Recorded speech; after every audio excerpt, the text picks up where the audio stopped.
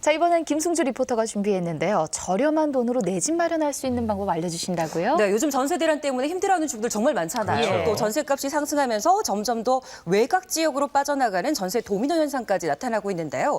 그런데 이 전세 금액으로 내 집 마련할 수 있는 방법이 있다고 합니다. 지금 함께 확인해 보시죠. 연일 상승하는 전세값. 이 때문에 고통받는 건 바로 서민들입니다. 전세값을 올려달라고 한다. 근데 그게 한두 푼이 아니잖아요. 내 집 마련에 꿈을 꾸는 사람들. 경매로 눈을 돌리면 그 꿈을 이룰 수 있다는데요. 그 기막힌 방법을 알려드립니다. 61주째 계속되는 전세 가격 상승세로 인해 외곽으로 밀려나는 이른바 도미노 현상까지 발생한다는데요. 전세난 때문에 힘들어하는 유현주 주부를 만나봤습니다. 내년 여름이면 저희가 이제 전세금을 올려드려야 되거든요. 근데 요즘 전세금이 너무 올라갔고 너무 서민으로서 버겁고 최근 늦깎이 학생으로 공부를 하면서 살림살이는 더 빠듯해졌다고 하는데요. 전세금에다가 이제 대출을 아무래도 받아서 집을 장만해야 될 텐데 그렇게 되면은 요즘 뭐 하우스퍼라고 말들 많이 하는데 그렇게 될까봐 걱정이 너무 많습니다.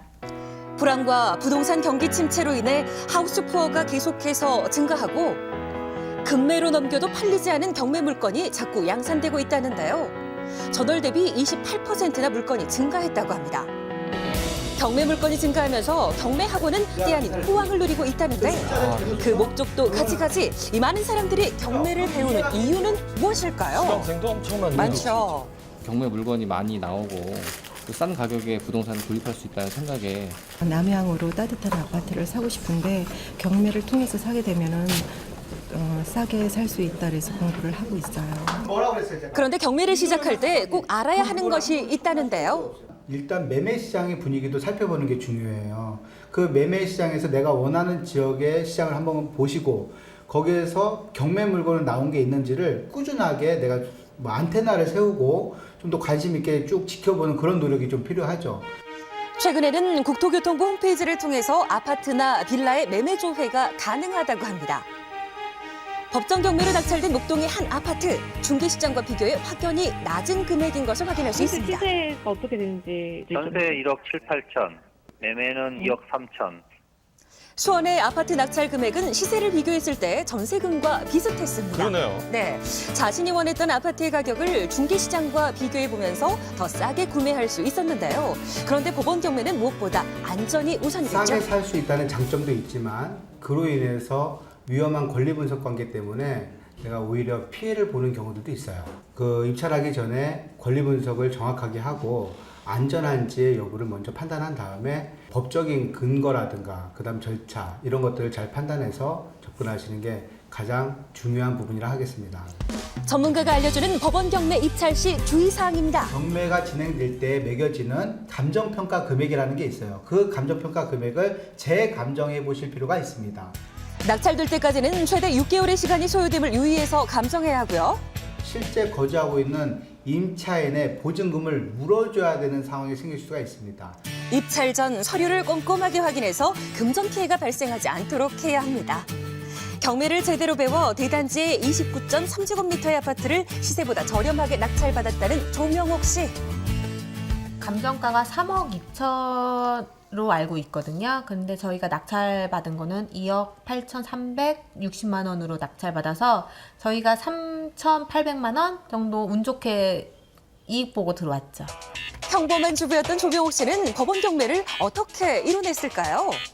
처음에는 의심쩍어 했죠. 그러더니 제가 하나하나 설명해주고 또 본인도 또 알아보더라고요. 그러더니 깜짝 놀라서 이거 어떻게 알았냐고 찾아냈냐고 그러면서 한번 해보자고. 그래서 같이 이제 법원 가서 낙찰 받아왔죠. 남들보다 빨리 집을 마련하고 나니 여유가 생겼다고 합니다. 그런데 유의할 점은 없었을까요? 정보는 정말 많아요. 그런데 초보자가 처음 접하는 사람들이 그냥 열정만 가지고 해서는 안 될 것 같아요.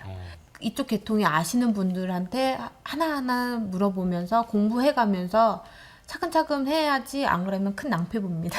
주의해야 하는 이유는 법원 경매가 호황을 이루면서 경매 사기 사건이 끊이지 않고 있기 때문입니다.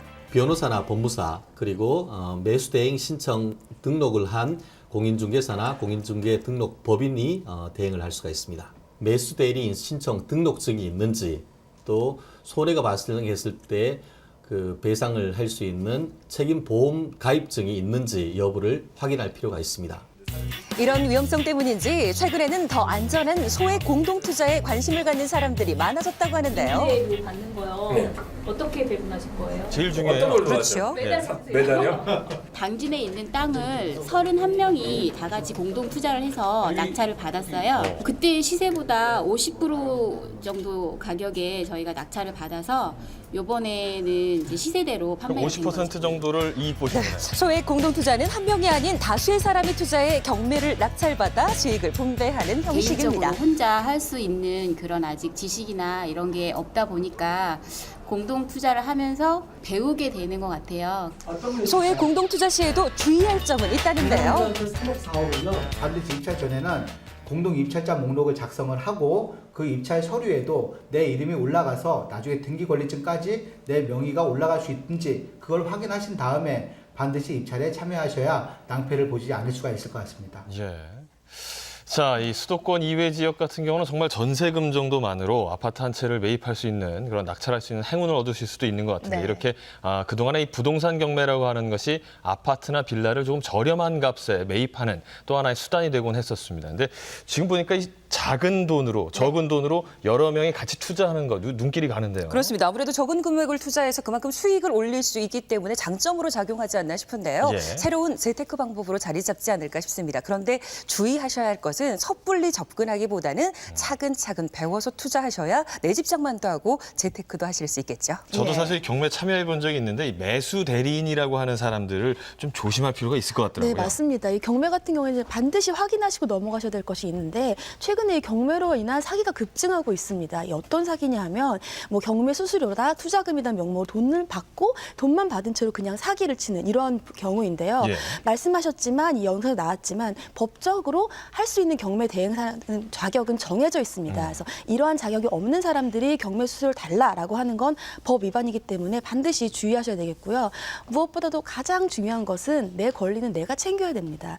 본인이 권리 분석을 하기 어렵다고 하더라도 다른 사람의 도움을 받는 경우에도 반드시 시세 확인은 본인이 꼭 하셔야 된다는 거 명심하시면 좋겠습니다. 네.